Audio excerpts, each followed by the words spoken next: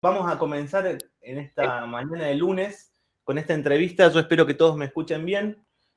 Solamente quería volver a recordarles que esto es posible gracias al trabajo que venimos realizando desde hace unos meses con mucha gente de la Escuela Argentina de Clarinete, que es una comunidad virtual que nos estamos juntando cada tanto para trazar algunos objetivos y ideas comunes que sirvan a continuar con el clarinete presente y también conectarnos territorialmente en toda nuestra inmensa Argentina, en nuestro territorio.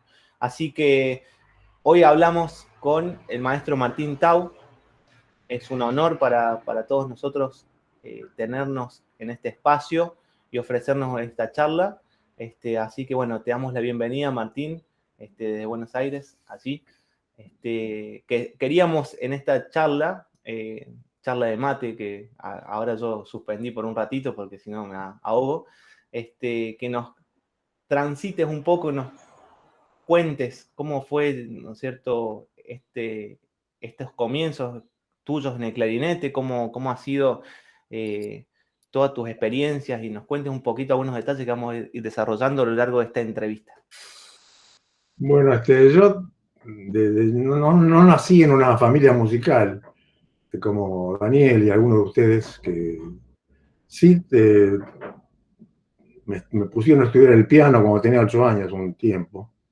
Estudié con la hija de Juan José Castro el piano, que era una profesora muy severa, me hizo asustar, pero bueno, el clarinete recién lo conocí a los 15 años, porque estoy tratando de acordarme. Sí, tenía un amigo con el cual escuchaba mucho los discos de jazz y yo tenía un ídolo.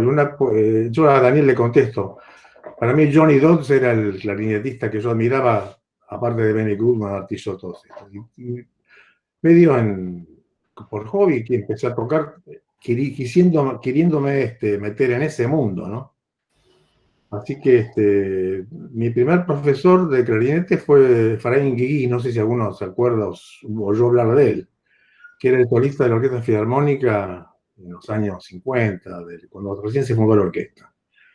Era muy buen músico él. Después fue a Estados Unidos, fue director de orquesta. Él me puso el clarinete en la mano y mis padres me habían comprado un clarinete en un viaje que ellos habían hecho en Francia, un Selmer completo, me acuerdo que eso era lo que me habían traído, que era lo que se usaba acá en Argentina en aquella época. Y Guigui lo primero que hizo fue hacerme comprar una boquilla de cristal en Radaeli. No sé si estoy hablando de cosas hasta absurdas que nadie sabe ni se acuerda, pero Radaeli, una casa de música, estaba en la calle de Belgrano, y en aquella época sí, todos los clarinetistas acá usaban ese clarinete de Bem completo.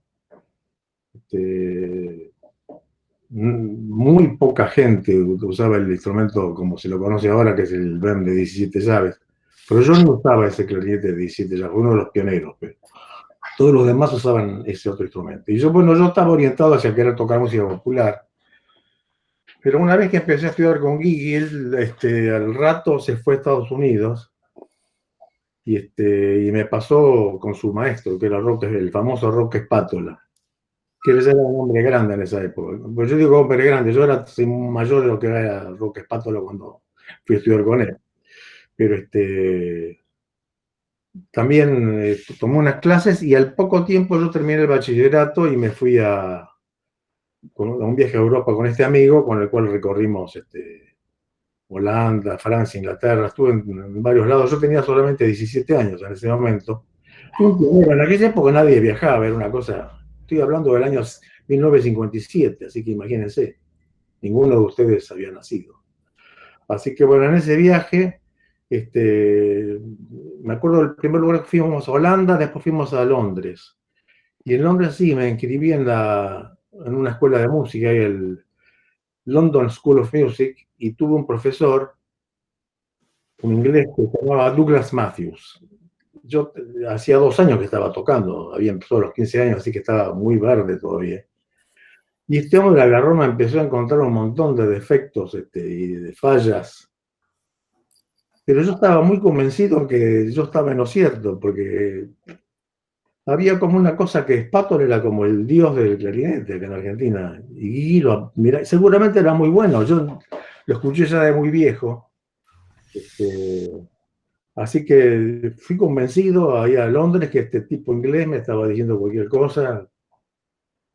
La ignorancia del adolescente. Pero bueno, me dijo dos, tres cosas que después sí me sirvieron. Después de ese pequeño interludio en Londres, estuve 3 meses en Francia y ahí sí me conecté con el que fue después mi profesor, que era Ulysse Delecluse, que era el profesor del Conservatorio de París. Apenas yo llegué ahí también yo fui imbuido de la seguridad que traía de la Argentina, de que acá era el centro del mundo, y qué sé yo.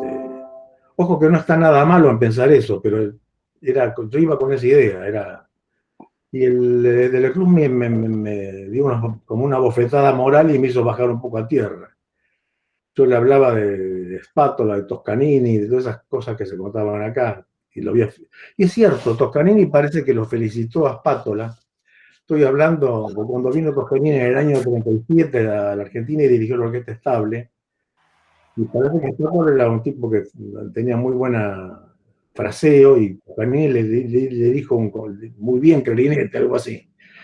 Y eso quedó como que lo había felicitado y fue aumentado y jamás se sabrá, porque una de esas cosas que se contaban. Yo fui a Francia y bueno, de la Cruz me dice, pero yo nunca oí hablar de la Escuela Argentina de Clarinete, qué sé yo, y el tipo sacó su clarinete y empezó, el tipo era un gran virtuoso, a mí me deslumbró, yo tenía 16, 17 años, el tipo empezó a tocar y era como una ametralladora.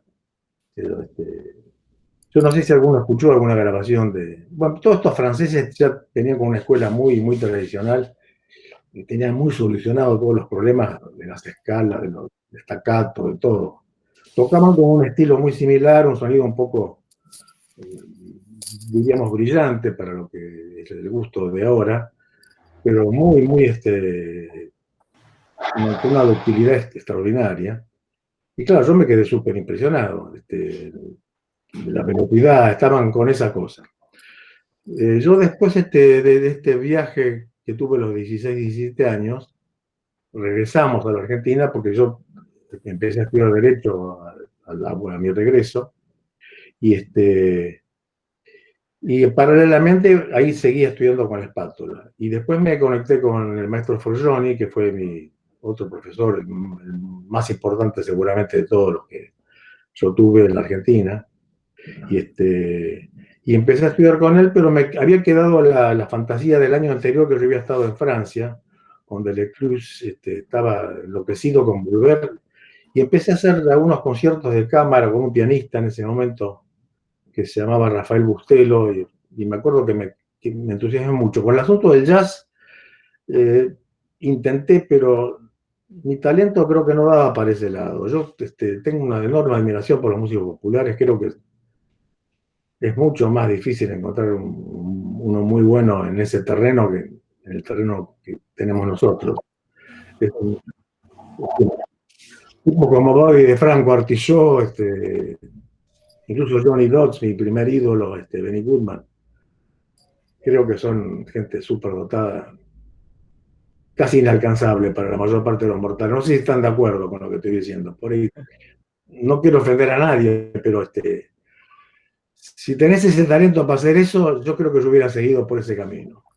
Pero bueno, Bueno, el asunto fantástico. económico de de estudiar, como era más bien mi condición, me hizo sentirme más seguro conseguir ese camino de ser un clarinetista clásico. Yo había estudiado ya piano, así que tenía idea de todo esto, no había problema con esas cosas.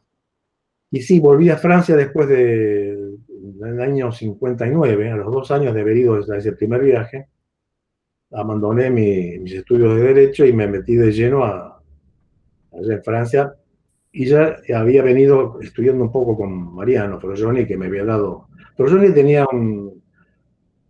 era totalmente distinto a todo lo anterior que se conocía acá en Argentina. Acá hubo una cosa que vino un italiano que se llamaba Cosimo Pomarico, que todo el mundo lo debe conocer, que es el que hacía las boquillas de cristal. Y él vino de Italia con una idea totalmente distinta, o bastante distinta a lo que estaba acá en ese momento en Argentina. Y Frolloni siguió un poco la idea de Cosimo, que fue el primer clarinete de la Orquesta Nacional. Frolloni era el suplente de él. Y me acuerdo que en ese interín, antes de irme a Francia, Pomarico estrenó acá el concierto de Hindemith en el Teatro Colón, y tenía muy lindo sonido. Era una cosa muy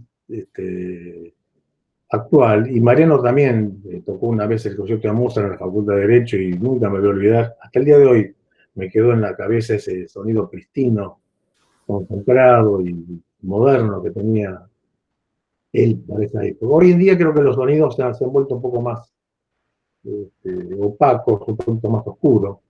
Pero bueno, en ese momento, John y Pomarico tenían la idea.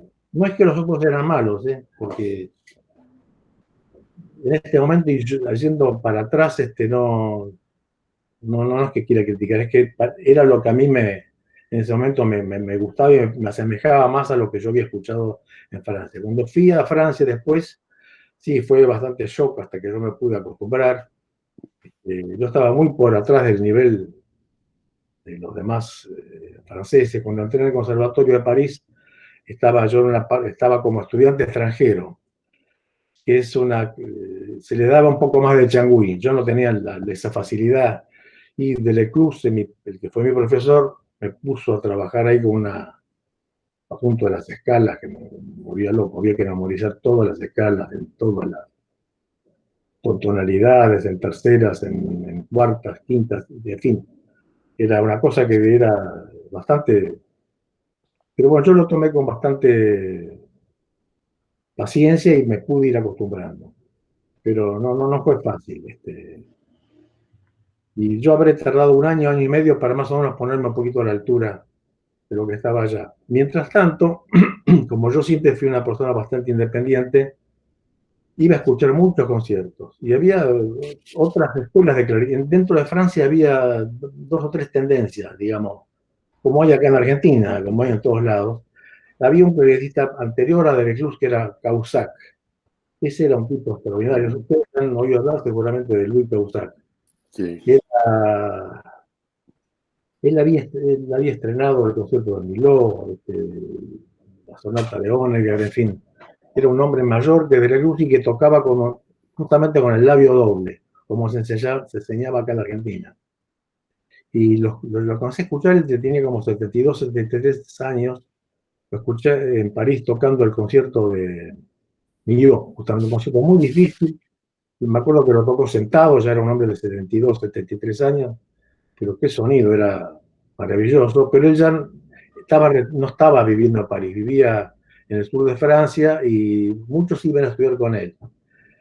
Y yo lo fui a ver después del concierto y él me dice, mire, acá, si usted quiere estudiar, me recomendó a The Plus, que era otro clarinetista que estaba en una onda un poquito más oscura de sonido de lo que era Delecluse, que era muy, tenía un vibrato muy tipo, así, y ya no me estaba gustando tanto. La cuestión es que me fui a estudiar un poco en secreto con Delecluse, porque la verdad era obviamente celoso de Delecluse, cuando se enteró que había ido allá, fue. Al día de hoy recuerdo las cachetadas morales que me pegó.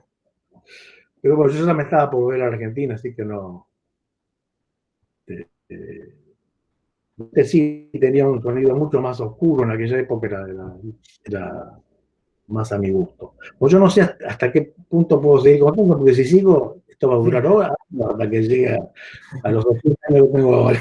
La verdad que no queríamos ninguno interrumpirte porque No, pero háganlo por favor, porque. es una historia apasionante y aparte a mí me quedó un poco algunas palabras que vos, ¿no es cierto?, señalás, que de esta seguridad que vos traías ya viniendo desde Argentina por este contacto con Spátola y con la orquesta de Toscanini y con, ¿no es cierto?, la construcción tuya, ¿no es cierto?, que permite viajar. Bueno, yo imagino que esa seguridad es súper importante para cualquier músico que necesita también construirse, ¿no es cierto? ¿Cómo lo viviste eso?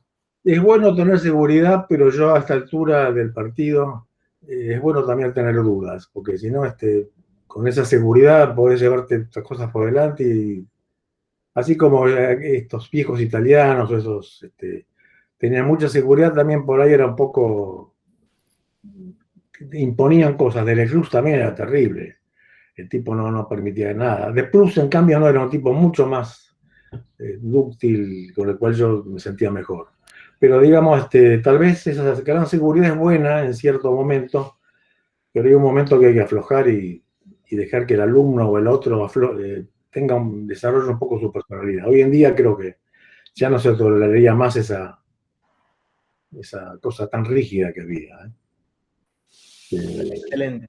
Y comentabas entonces que vos viajaste a Europa en un tiempo que a lo mejor no era tan normal, ¿no es cierto? Vivir en el exterior, salir, No, perseguir no era, estos sueños. no era para nada normal, pero digamos, por mi educación o por mi origen o por mis padres, yo ya había estado estudiando en Estados Unidos cuando tenía 8 o 9 años de edad, así que fui a 2 o 3 años en la escuela primaria allá. Así que estoy muy acostumbrado a viajar y me he encontrado bien en todos lados, mal y bien, qué sé yo. Digamos, en aquella era muy raro porque no había ninguno de los medios que tenemos para comunicarnos como ahora, era por carta todo. Así que, pero sí, no era un caso muy típico el mío. Lo cual fue bueno en cierto sentido, porque, bueno, estaba en todos lados y no en ninguno en realidad. Cuando volví a la Argentina, una cosa que acá el asunto es que todos tocaban con clarinete completo y las boquillas estas. Ahí creo que yo influí bastante para que haya un cambio, porque poco a poco fueron adaptando el clarinete sencillo, con menos llaves, que tiene sus enormes ventajas sobre ese instrumento pesado completo, ¿no? Sigo pensando, ahora en día hay una tendencia como a volver ya le está metiendo alguna llave más, para afinar, el grave, qué sé yo. Está muy bien, está fenómeno, pero no sé por qué me parece que el instrumento más sencillo, con menos mecanismo, tiene un poco más de soltura en la sonoridad, ¿no? Pero bueno, todo está cambiando y hoy le estaba comentando a Daniel, justamente esta mañana hablamos, que pronto van a salir los clarinetes de madera de boj, esa madera clarita, porque el ébano o la granadilla que se está cultivando en África está prohibida su explotación. Y todos los que fabrican instrumentos, incluso estaba hablando con Luis Rossi el otro día, que tienen registrado la cantidad de pedazos de madera que tienen, porque no se puede después más, va a estar prohibido por un muy buen rato cultivar, cortar la madera de los bosques en Mozambique, en distintos lugares donde se cultiva, y cuando se les acabe ese stock a bufeo, o sea, van a tener que empezar a hacer todos los clientes con otros materiales. Y por eso están viendo ustedes ahora a Frost o a muchos grandes clarinetistas tocando con instrumentos blancos o blancos, que van a sonar bien, lógicamente. Así que todo cambia, no hay nada fijo. Qué bueno. Qué bueno. Y comentabas, ¿no es cierto?, que en esta experiencia de viajes y una vez que llegaste a tocar y definir más la música clásica con la orquesta, leyendo, ¿no es cierto?, tu biografía un poco, vemos que también has viajado un montón, estrenando a veces conciertos, haciendo primeras escuchas, con una ardua labor en música de cámara. ¿Cómo ha sido para vos toda esa tarea como referente también argentino y viajando? Bueno, los viajes yo mezclaba la música con los negocios, porque yo ya al haber estado en Francia hice muchos contactos ahora con las firmas francesas que fabrican instrumentos o cañas, todo esto. Así que conservé ese lazo y ya al- mis viajes afuera muchas veces los mezclaba con los negocios. Pero me estoy adelantando porque yo cuando llegué a la Argentina después estuve unos cuantos años acá antes de viajar.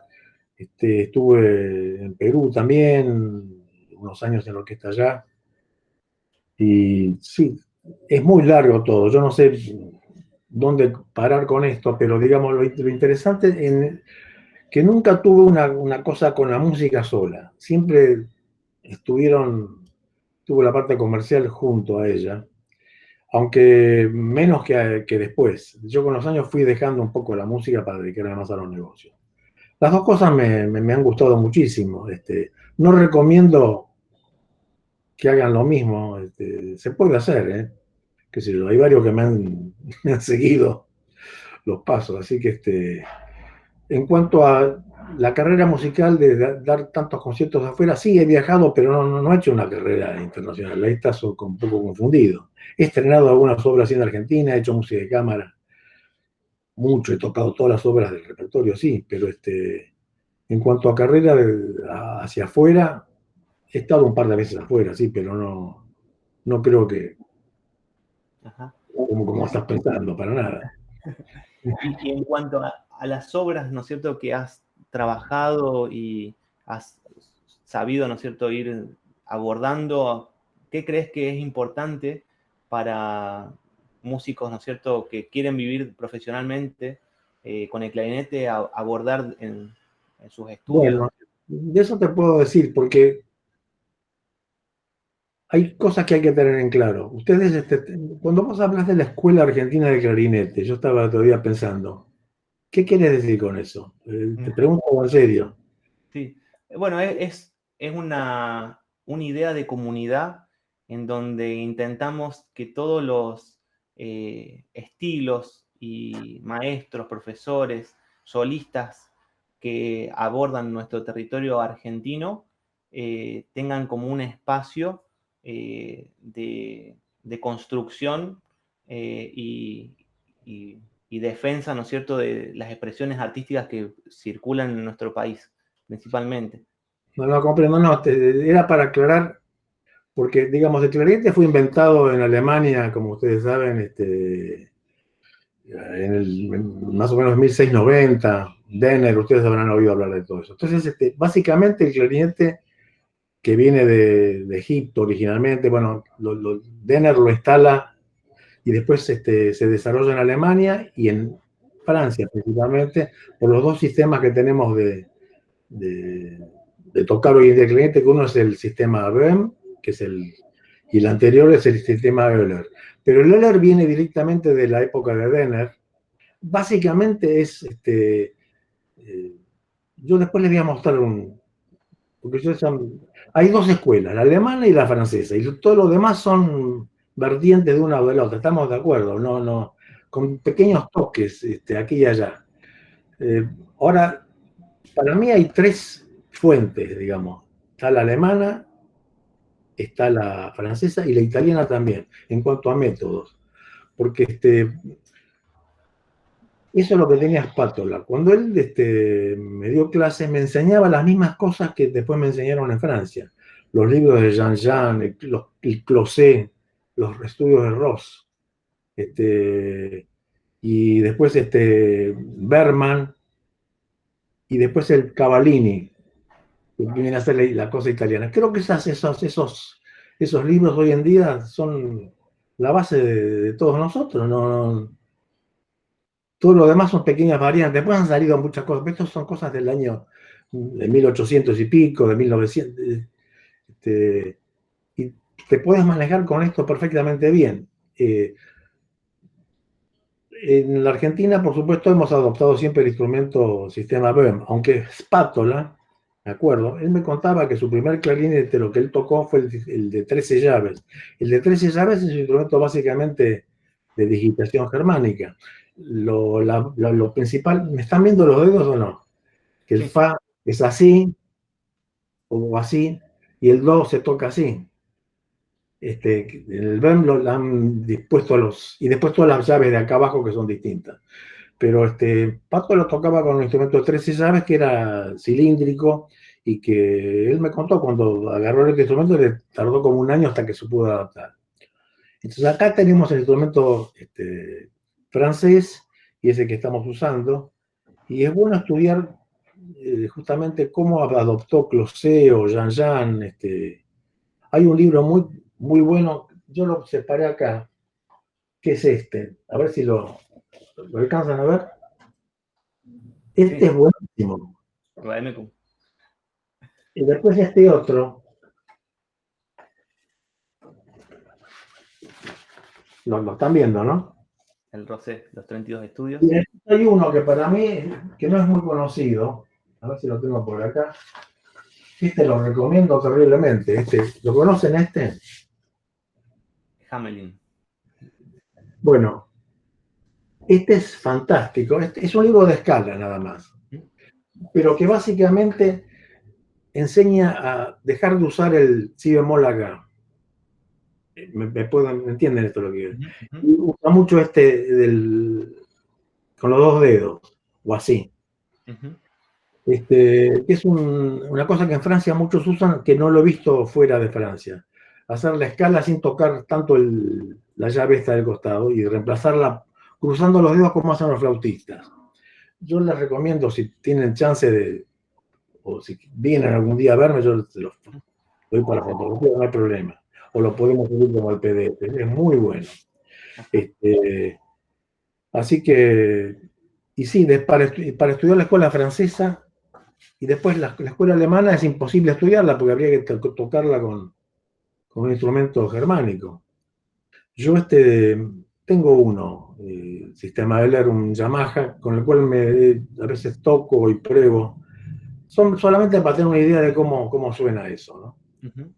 Pero te da una idea de cómo encaran, es algo bastante distinto. Pero ha habido muchos instrumentistas que se han pasado al clarinete alemán, digitación alemana, ¿no?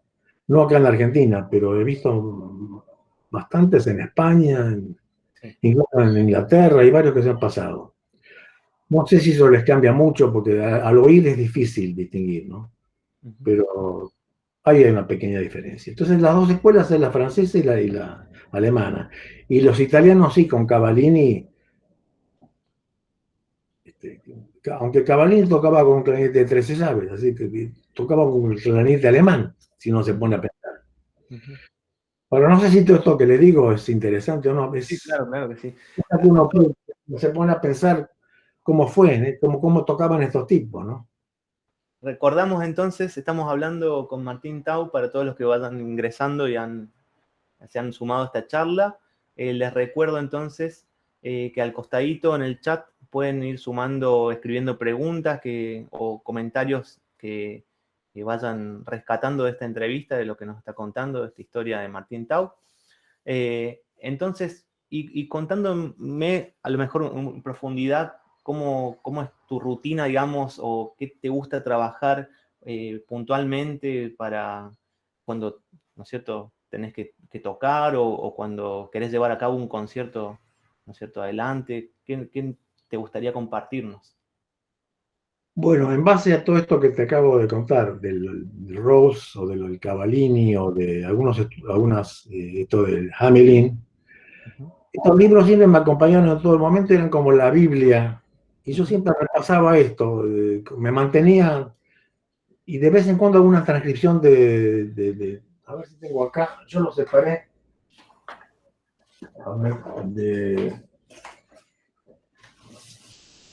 mi profesor del club se adaptó varias Sí. de Bach, están las de Bach para cello y esto que son cosas de violín. Sí. Que vale la pena. Entonces yo tenía 4 o 5 libros con los cuales me manejaba. El Bademec como y con eso me mantenía. No, y las escalas, sí, siempre las escalas. Yo me proponía todos los días hacer 15 minutos, un día la escala de do mayor hasta la de do sostenido menor, en fin, todo. Hay un libro también muy bueno, pero esto se memoriza, bueno. Y la verdad que durante la época esta de actividad mía, sí, me tocaban obras nuevas, las estudiaba, pero no, era más bien tocar y no tanto estudiar. Yo recién empecé a investigar un poco el día que me retiré de la orquesta. Todas las cosas que les estoy contando me las aclaré en mi cerebro ahora, que tengo el tiempo para perder. Ahora, una vez que me retiré me puse a probar un montón de boquillas, clarinetes distintos, cualquier cosa, ¿viste? Para pasar el tiempo y Porque si haces esto durante la época que estás trabajando, estás frito. Te vas a, no sé cómo Claro. decir, la palabra no, te vas ahí al diablo, digamos. Porque para probar, yo he visto mucha gente, yo tuve cuando entré en la Orquesta Filarmónica de Buenos Aires, había un solista que era Ramón González. No sé si alguno se acuerda de él. Tocaba muy bien, era también un súper dotado, Ramón. Pero agarró, en un momento agarró a empezar a cambiar boquilla, qué sé yo, se anuló completamente, empezó a tener un miedo de tocar. Así que no aconsejo para nada, una vez que están tocando a un lado, a menos que sea en época de vacaciones, porque eso puede desestabilizar. Sí, yo ahora, claro, con los años uno va perdiendo la ductilidad, todo, pero ahora tengo un montón de ideas que antes no las hubiera tenido. Eso fue bueno para investigar, además como he tenido siempre negocio y qué sé yo, al haber traído tanto material, pude tener acceso a probar de todo. Yo cuando estaba trabajando, yo nunca me intenté comprobar muchas cosas, ni hacer cambios de boquilla, ni nada. Me parece que es terrible eso. Es bueno adaptarse a una cosa y más o menos... Hay que tener en cuenta una cosa. ¿Viste la voz que uno tiene? Yo puedo ponerla más aguda, bajarla, pero es tu voz. Con el clarinete es lo mismo. Te va a salir el sonido igual o parecido, por más que cambie con cualquier cosa. Ujú. Así que busca algo que te venga cómodo y estudia, porque todo esto de estar cambiando así. Yo, por ejemplo, ahora a veces toco con 3 o 4 clarinetes distintos. El CC alemán que tengo un Reform que es otro instrumento muy lindo con cámara germánica, el buffet, este, y por ahí me pongo un día a tocar y a veces me grabo. Algún día por ahí les dejo escuchar eso, en este momento no. Pero suena Ujú. igual. Mi voz, digo, ¿para qué estoy haciendo todo esto? Sí, evidentemente me distrae y me hace... Así que te va a sonar siempre igual o muy parecido a lo que vos tenés en tu cerebro. Ajá. Que mejor estudiar, hacer las escalas, el Cavallini, lo de Bach, el Hamelin, todo eso, sí. Pero Ajá. no estoy cambiando mucho de... Ahí vamos a repasar algunas preguntas que nos traen los participantes, entonces comenzando por Daniel, eh, que él señala que sería muy interesante que nos hables un poco de tu paso por los instrumentos ingleses, para luego los franceses y después con los Wurlitzer Reformbone. Bueno, yo empecé con el instrumento ese Selmer completo, después cuando volví a la Argentina ya me había pasado a Buffet, que es el instrumento que yo considero como el más popular, que casi todo el mundo toca con ese instrumento y que por algo es porque aparte conocí la historia de cómo llegaron a hacer el clarinete moderno, Buffet, porque eso fue desarrollado en los años 50 y pico, cuando yo estaba viviendo allá. Este, y era lo que usaba casi todo el mundo. No había tantos modelos como hay ahora, que está el R3, el RC, del Prestige, en fin, hay un montón de modelos ahora que está bien. No estoy en contra de que ocurra, la gente tiene mucha opción. Pero básicamente en aquella época el buffet fue desarrollado por un técnico ahí, Robert Carré, que era el jefe de buffet, y que tuvo visitas de varios clarinetistas de Estados Unidos, de conocidos de la época, que lo influenciaron para que él encuentre esa cámara que se llama policilíndrica, que tienen todos los clarinetes hoy en día modernos, casi todos. Bueno, cuando yo volví a Argentina, ¿cómo llegué a cambiar a tocar con instrumentos ingleses? Bueno,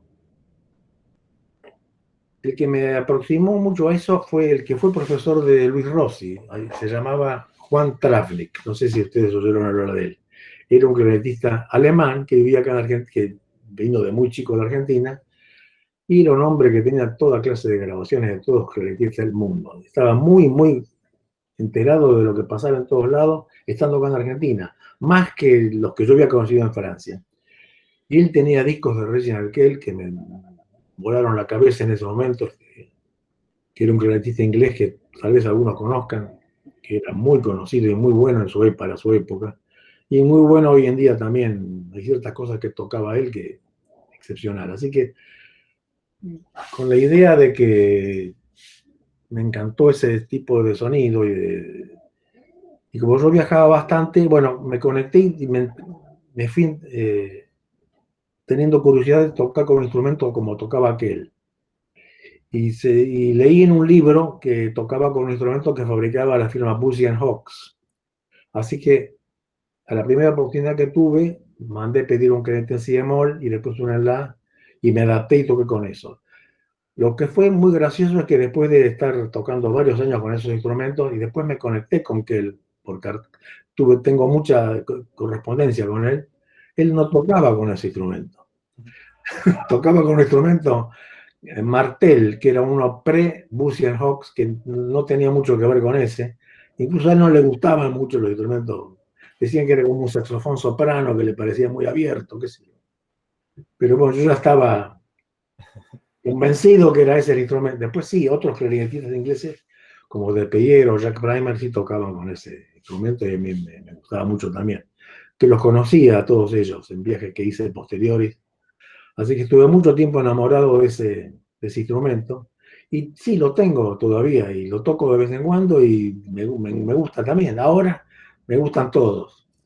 Y ese instrumento lo encuentro, ya casi nadie lo usa, pero estoy convencido que era muy bueno. Era muy dúctil, muy... Pero como dije antes, sacás tu sonido siempre con cualquier instrumento que uses. Así que no sé, fue mi aventura haber hecho todo esto cambio. Después sí, dejé el buffet, empecé a tocar otra vez con el buffet, toqué otros 10 años con el buffet y me sentí muy cómodo con todos los instrumentos que fui tocando. Y después, en un momento, entraron ladrones en mi casa, me robaron todo, fue un desastre, me robaron los buffets que tenía, la boquilla que yo tenía, que me había acostumbrado mucho a esa boquilla. Y ahí fue con donde me compré un par de instrumentos alemanes, con los cuales yo había flirteado antes el Reformband, que por eso refiere Daniel. Esos instrumentos son los que yo usé en la última época de mi carrera. Y no estoy convencido de haber hecho lo correcto, te digo a esta altura. Es un instrumento muy especial que casi nadie lo usa. Pero yo por querer estar un poco distinto a los demás, ¿viste? Me embarqué en ese camino. Recién ahora estoy empezando a encontrarle la vuelta. Mira, Qué bien, bien. Acá repasando otra pregunta también. Bueno, Cristina Soledad Ríos pregunta sobre cuándo nació esta cuestión de diseñar abrazaderas. Y si nos podés contar un poquito algunas que hayas diseñado o cómo las vas trabajando. eso fue mucho más reciente, todas las abrazaderas. Sí, a mí siempre me gustó mucho tocar con unas abrazaderas de hilo que hacía. A ver si tengo alguna por acá para mostrarles. Esperen.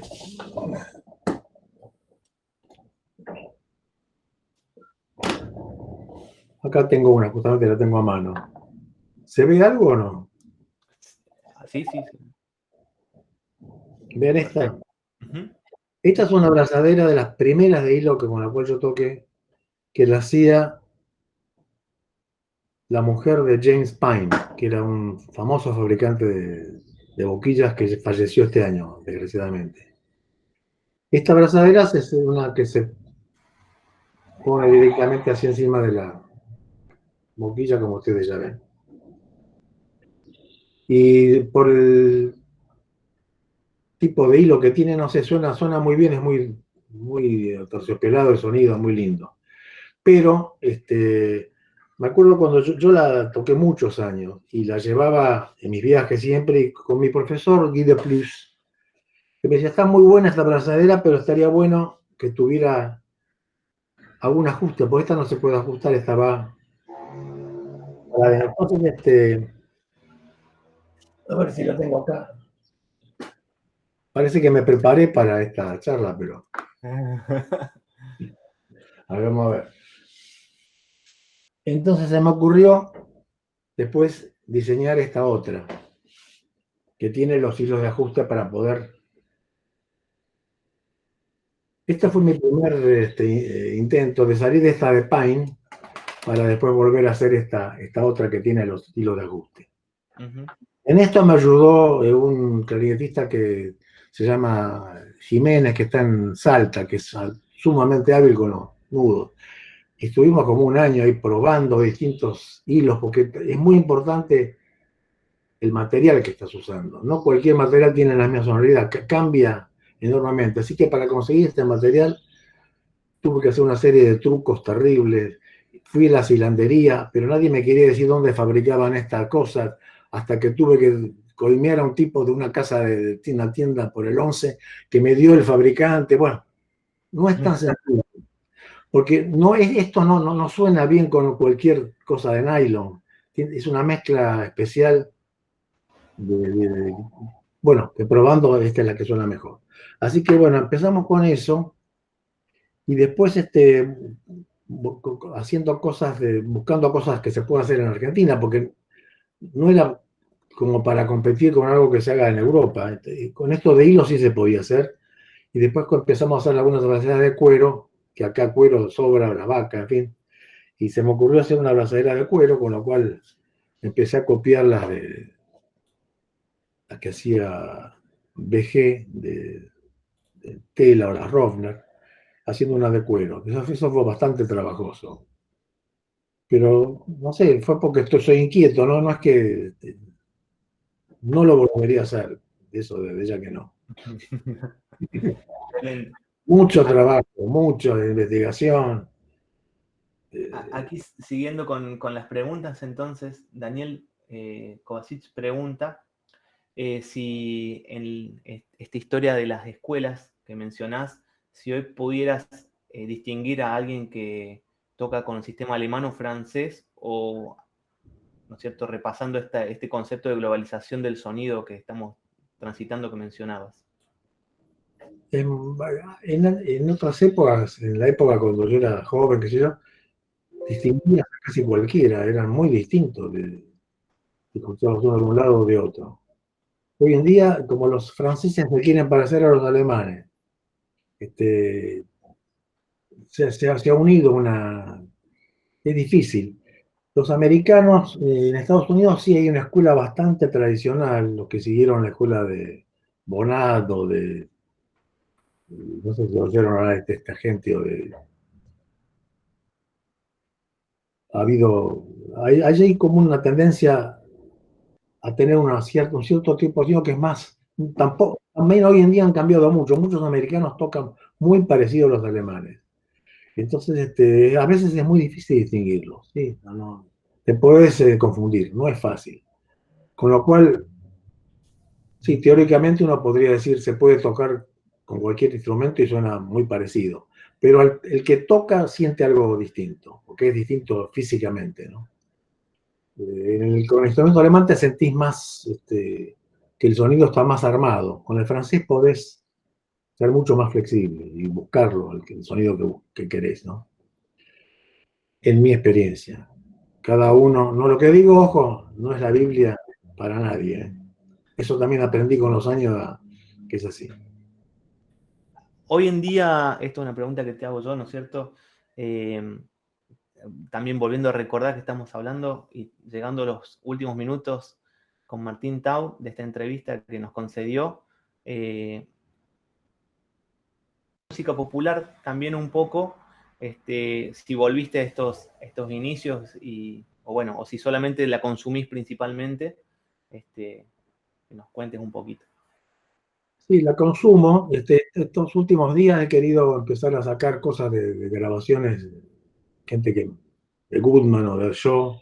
Me he puesto un poco a buscar a ver si de la oreja puedo, sí, más o menos, pero se me pasaron 60 años sin hacerlo, así que me cuesta mucho, pero hasta ahí llegué. Sí, escucho mucha música popular. Te diría que escucho más estos tipos.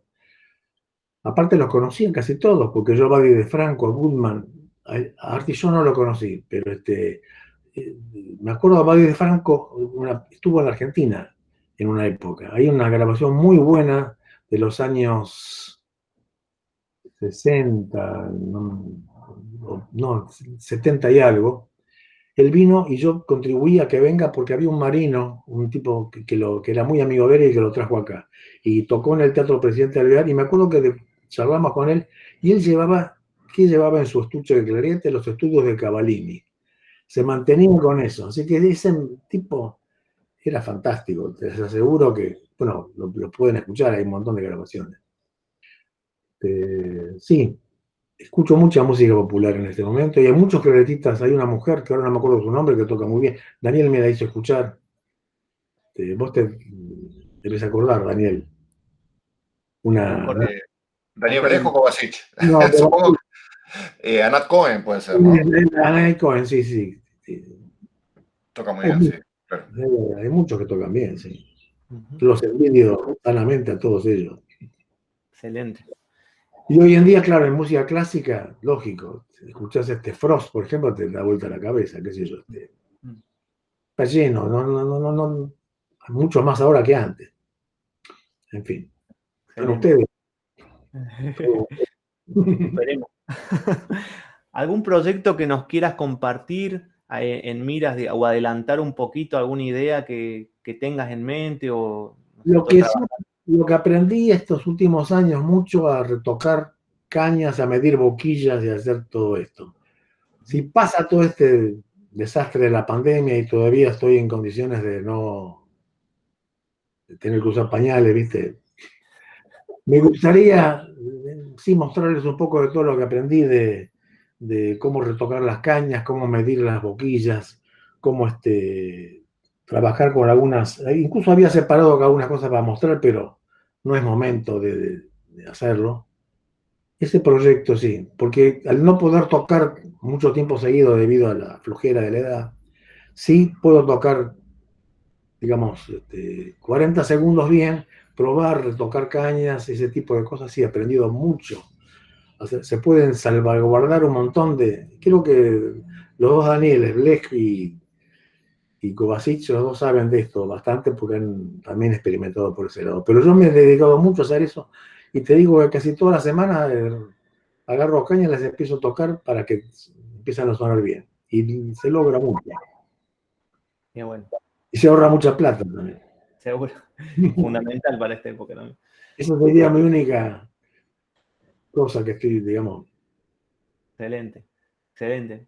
Bueno, entonces vamos a abrir ahora todos los que quieran los micrófonos y entonces hacerle llegar alguna pregunta directamente a Martín. Desde ya muy agradecidos en nombre de la Escuela Argentina de Clarinete. Ojalá que podamos seguir contando con otras charlas y entrevistas con vos, Martín. Para nosotros un placer enorme poder llegar a todos y la mayor cantidad de clarinetistas de Argentina.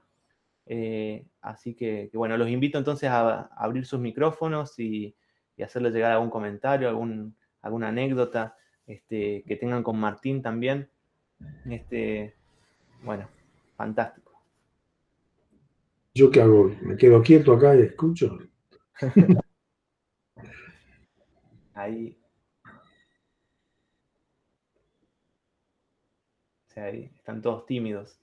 Es normal.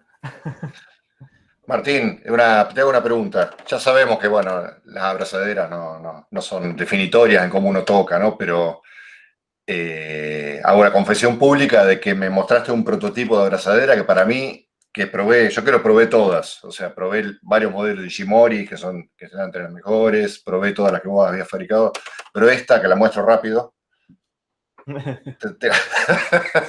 para mí es una de las mejores abrazaderas que probé. Tiene algo muy distintivo. Mi pregunta, vos referiste antes a eso, decía que ya como que te lo sacás de la cabeza lo de seguir con el tema ese. ¿Esto ya va a quedar en el olvido? O sea, me considero un único afortunado. Esa abrasadera está hecha. El tema es que con la pandemia y todo esto, quedó todo, está todo, los prototipos los tengo hechos, sí. Pero para replicarlos y hacerlos, hay un montón de gente que no sé cuándo voy a poder volver a retomar. Pero no lo descartás, digamos. no está descartado, pero no sé si voy a tener la energía para poder seguir adelante con ese proyecto. Ah, está bien. Porque es muy cansador, ¿eh? Hay que luchar, que te hagan, viste, la bracera tiene varias piecitas, que hay que armar el metal de acá, es complicado. Por ahí, si consigo que vos te interese, te digo todo y vos alguien que se ocupe, no te la pica, no tengo tantas ganas, ¿no? Está bien. Ojalá que sí. Bueno, Vamos, ojalá que Daniel. siga porque es fantástico. Interesante. No, es un tema la abrazadera, porque tiene mucha influencia. Yo antes no sabía esto lo Sí, inventé sí, sí. en los últimos 10, 15 años, desde que me Sí, sí. retiré. Es impresionante lo que puede variar, la comodidad que uno puede sentir. No que se oiga tanto de afuera, ¿no? Sí. Pero al estar uno cómodo, que es lo principal, lo hemos hablado con Daniel, ¿qué es lo principal? Que uno se sienta cómodo, estás cómodo y te va a salir lo que vos querés más fácil. Sí, sí, sí, sí. Sí, la verdadera duda. ¿Sí? Sí, sí. Muy Bueno, bueno. Bueno, ahí está. Bueno, para cerrar, ¿alguna otra preguntita, anécdota que tengan con el maestro Martín, que quieran compartirnos y compartirle?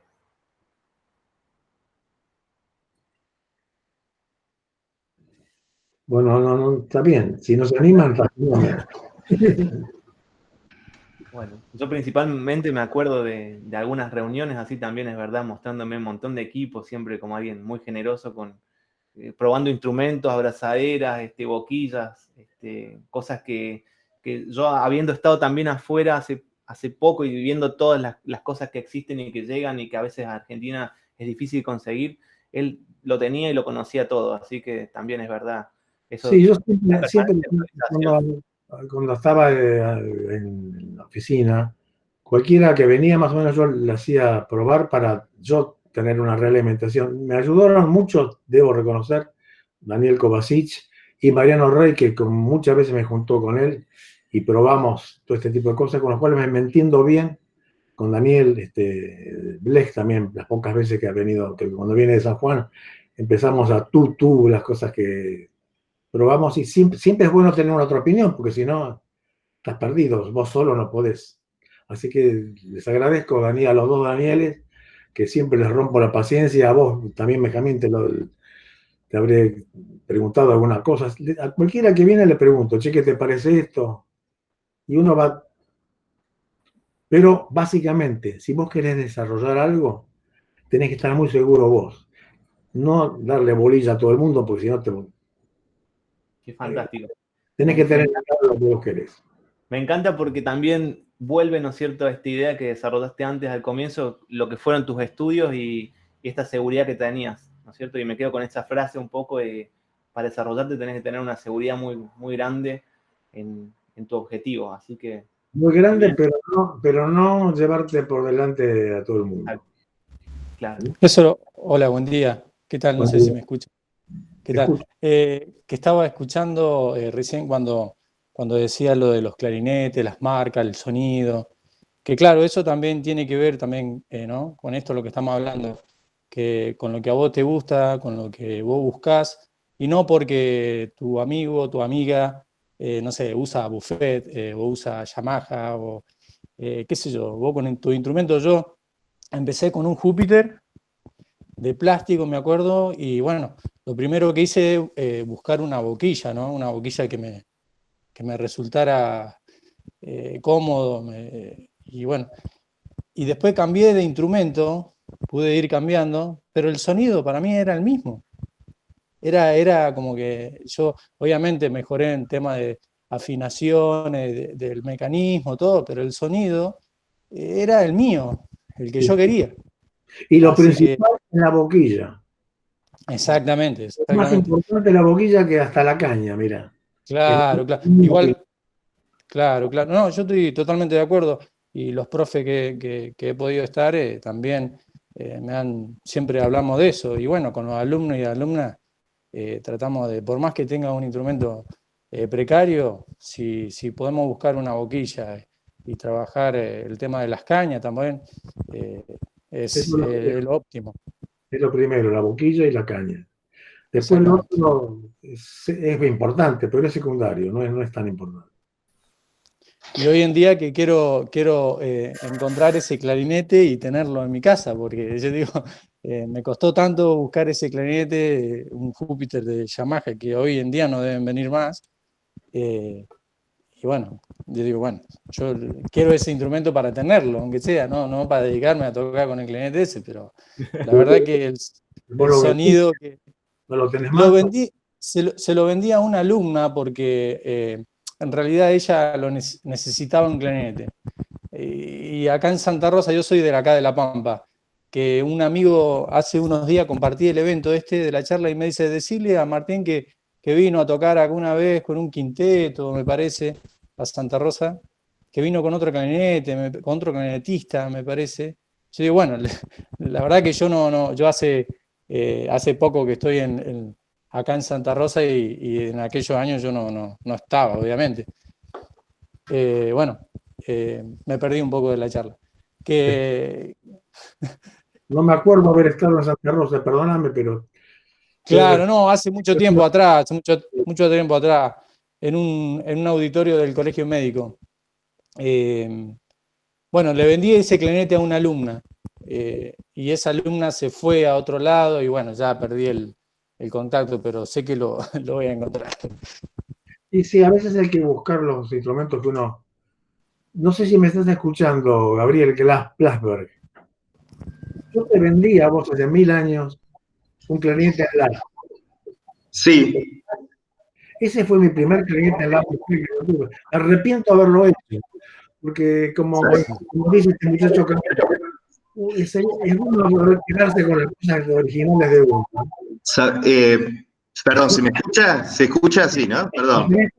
Ahí lo abrí porque me nombró el maestro. ¿Sabés, Martín, que yo ese clarinete, bueno, lo dejé de usar hace muchísimo tiempo? Fue mi primer clarinete en la, porque yo tocaba solamente con el clarinete en si bemol y ya tocaba en orquesta, en la Juvenil Radio Nacional y transportaba siempre y el primer clarinete en la fue ese que vos me vendiste y que me elogiabas, me decías que tenía una cámara, un sonido que era como superior a los instrumentos modernos. Bueno, está muy viejo, lo tengo, y justo quedé mostrárselo a Alejandro González para ver a ver si lo podía poner a punto, no sé, a ver qué me decía ese clarinete que lo tengo guardado sin tocar con las llaves gastadas y qué sé yo, así que está ahí en un cajón, lo tengo todavía. Bueno, si querés, soy comprador eventualmente. ¿En serio? Bueno, pero primero hay que ponerlo a punto, hay que ver. Hay que ver si no está destrozado, pero bueno. Sí, no sé, sí, pero bueno, ahí está. Pero yo mis instrumentos ingleses los tengo, los primeros que tuve, sí los guardo, los toco semanalmente. Y los buffets, tengo un buffet en si bemol viejo también que lo toco, que es fantástico ese. Vos lo probaste, Daniel, los dos Daniel lo probaron. Ese instrumento era muy bueno. Qué memoria, Martín, la verdad me sorprendiste con ese recuerdo, porque así es muchísimo tiempo. Yo tengo, mira, conservé el primer clarinete buffet en si bemol y tengo el clarinete en la, que era de Frogioni, que se lo compré a la viuda, que es buenísimo ese clarinete. Tengo como dos reliquias. Claro. Pero el italiano, que tiene mucha importancia para mí. Bueno, cuando quieran, algún día vengan y se los muestro a cualquiera de ustedes. Fantástico. Bueno, sin más, entonces damos por concluida esta entrevista, esperando que podamos reunirnos muy próximamente. Desde ya agradecidos a todos ustedes por acompañarnos y saludando también a todos los próximos que se vayan repasando esta entrevista una vez que esté subida a la página. Los invitamos también a seguirnos por redes, a proponer y escribirnos para propuestas, actividades a esta Escuela Argentina de Clarinete, que estamos intentando siempre aportar desde el lugar de cada uno algunos contenidos y propuestas que puedan acercar a todo nuestro territorio esta comunidad. Así que muchísimas gracias, Martín, una vez más. Gracias a ustedes por aguantar todo esto. Por favor, y te esperamos de nuevo.